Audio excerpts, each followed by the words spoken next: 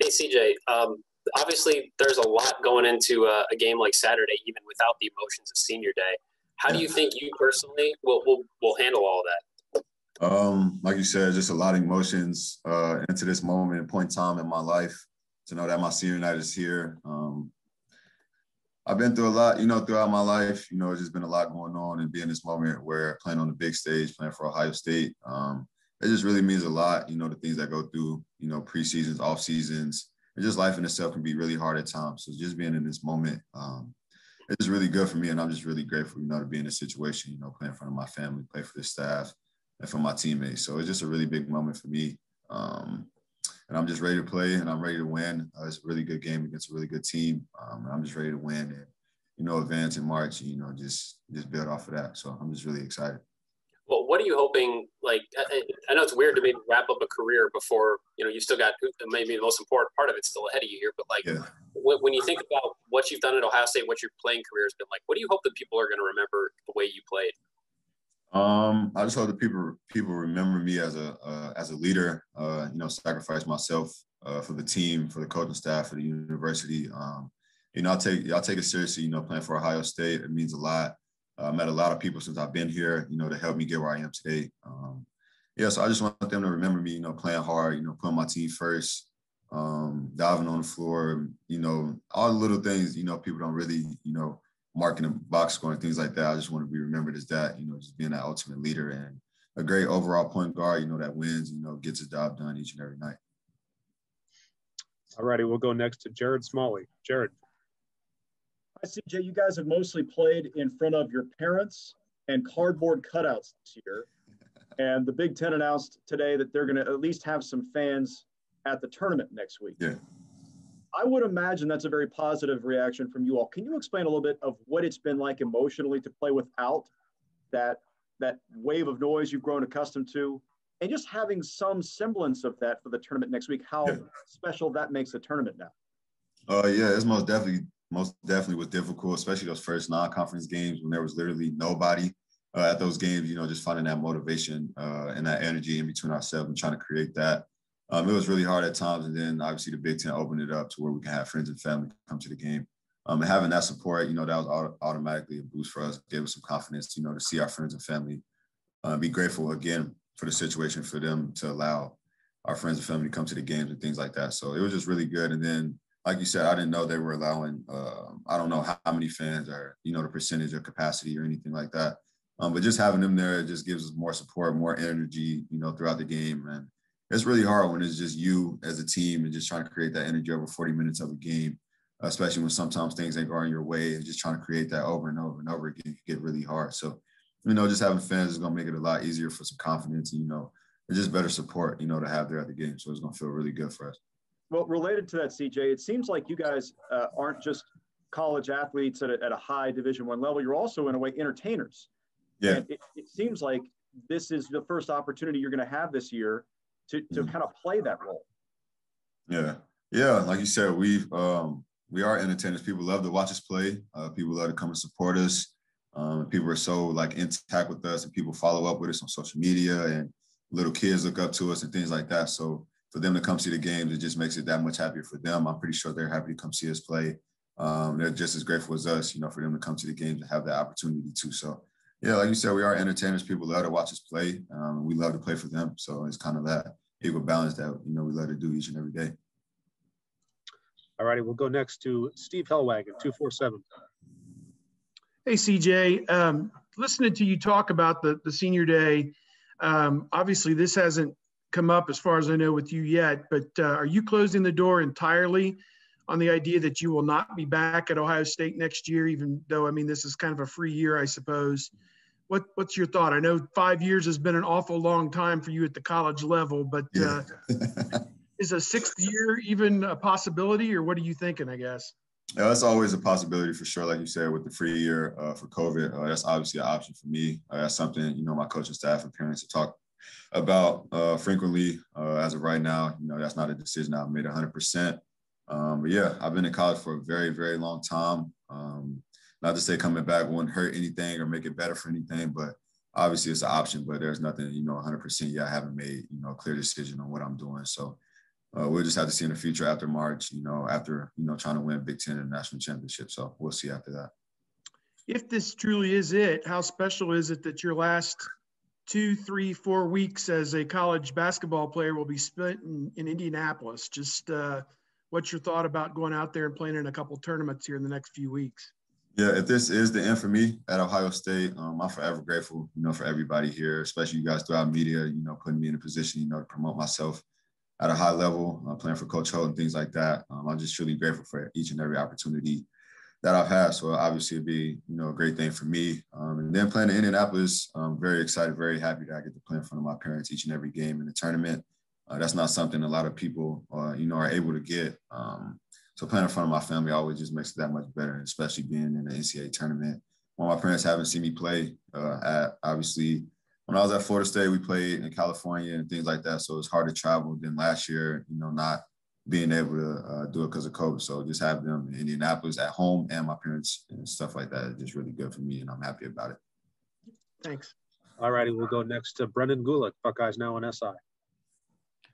Hey, CJ, I asked Coach Holtman this question after last game finished up, and he said he hadn't had really a chance to talk with you guys yet. So wanted to ask you now that, a little bit of time has passed.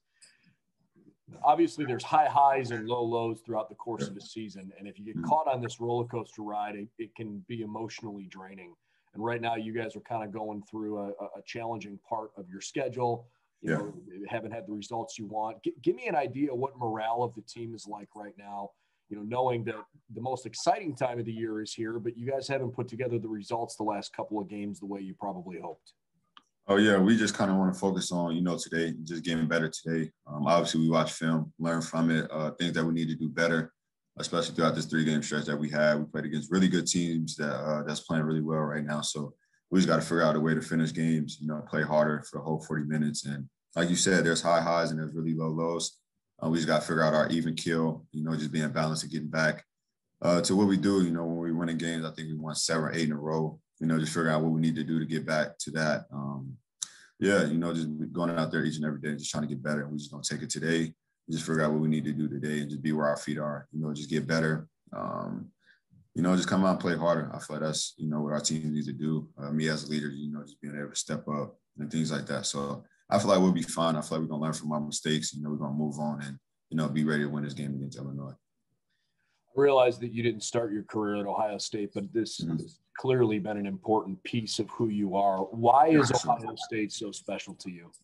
I would just say the coaching staff first, Coach Ho, Coach Terry, Coach Deba, and Pito. They just put me in a situation, I can be my best, put me in a situation to show my capabilities as a player, as a leader. And then as a person, I feel like I've been put in a great situation just to expose that for myself. Also being close to home and just things like that, it just really means a lot. But I would say the coaching staff played a really huge part for me to show my capabilities, and everything else just kind of came along with it as a person off the floor. And playing in the Big Ten, obviously, is a really good conference. I played against some really great players in these 2 years playing, and then 1 year redshirting just to, just build that camaraderie with my team and my coaching staff. So it's just been a great experience for me, and I'm truly grateful for it. And I'm honestly happy that I came here. It's one of the best decisions I've probably made in my life. All righty, we'll go next to Colin Hass-Hill, 11 Warriors. CJ, just thinking back at, your career, I think that, one thing that people say is that, or that coaches say is that, you probably could or should be a coach when you're done with playing basketball. I think we heard it from Coach Holtman before you even played a minute for Ohio State. Why do you think that people say that about you? Just the way I feel like my IQ of the game is really high. I feel like I just know the game really well. And I just feel like I relate to a lot of people. I feel like people depend on me. They can trust me. Just for example, my teammates on an each and every day basis, just believing in me, trusting in me, coming to me for advice on and off the court, just always being there, somebody they can depend on. So I just feel like just having that, just being able to bring people, how should I say it? People gravitate towards me. That's what I should say. People gravitate towards me. I just feel like as a coach, that's really good to have players that gravitate towards you, that trust you, that believe in you. And I feel like my IQ of the game would kind of, go hand in hand with, having people gravitate towards me. It just kind of come together. Like I said, my IQ for the game, I feel like it's really high. So I feel like that'll kind of help. Whenever you're done playing, do you plan to coach? And what's the most coach-like thing you've ever done as a player at Ohio State? Yeah, most definitely. When I get done playing, I want to play as long as I can, obviously, until I can't anymore. But after that, I most definitely want to be a coach. I don't think I want to be a head coach. I'll probably be like a head assistant or kind of like Coach Diebler, kind of the player development, scouting and things like that. I feel like that'll kind of fit my role pretty well. The most coach-like thing I've done, I would say in a timeout before, I wasn't like disrespectful about it, but I kind of cut Coach Holt off and kind of stood up and, kind of directed the timeout. It was in the Iowa game. I just felt we just needed more energy, talk about what we need to do for the next play or try to make a run and what we needed to do. So I'll probably say that was probably my most recent coach-like moment that I've had this year or, here at Ohio State. Thanks. All righty, we'll go next to Patrick Murphy, 247. CJ, looking back, what would you tell yourself when you're coming out of high school, you're going to Florida State? What would you tell yourself now that might have, helped you a little bit along your way in your college journey? I would just say just to be confident in myself, to never doubt myself at all. I feel like coming out of high school, obviously I was a great recruit coming out of high school. I think it was like 4-star, 3-star, something like that. A high recruit coming to a different situation, away from home, being away from my family. So I would just say be confident in myself, to never doubt myself. Just to never change, just keep being who I am each and every day. I would say trust the process way more. I didn't take that serious going through our college. So just trusting the process and what comes with it and being patient and just waiting my turn and wait for my number called. Just being confident, never change who I am and just trusting the process. And I know you made a run with Florida State in the NCAA tournament. Obviously, you guys didn't get a chance to do that last year. How much of a higher sense of urgency is there this year to get as far as you guys can, especially considering for you personally, it could be the last run you get in the tournament? Yeah, like last year, it was all going within a day or within a few moments. Everything was gone. So the sense of urgency is really high just because you never know what can happen in a day, whether it was within a team, another team, COVID, or whatever it may be, just to go out there and play as hard as you can and try to win as many games as you can possibly. Just because, like I said, you just never know what can happen within a day or a few moments. So the sense of urgency is really high. And then also if I don't come back or if I do, just going out there playing as hard as I can because, like I said, you just never know what can happen. All righty, next up, Tim Hall, 97.1.